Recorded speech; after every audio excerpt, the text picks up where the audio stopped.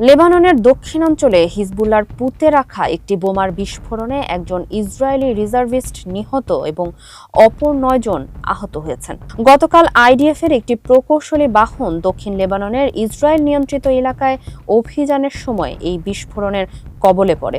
নিহত সেনা leader পোরাট আইডিএফের ৭৬৯তম Hiram regional ব্রিগেডের সদস্য ছিলেন। সামরিক তদন্তে জানা গেছে, যুদ্ধবিরতি চলাকালীন এই এলাকায় নিরাপত্তা নিশ্চিত করার সময় বিস্ফোরণটি ঘটে। আহতদের মধ্যে একজনের অবস্থা আশঙ্কাজনক। ঘটনার পরপরই আইডিএফ ওই এলাকার বেশ কিছু লক্ষ্যবস্তুতে পাল্টা হামলা চালিয়েছে এবং আহতদের হেলিকপ্টারে করে হাসপাতালে স্থানান্তর করা হয়েছে। ফারিহ আহমেদ, মানবকণ্ঠ।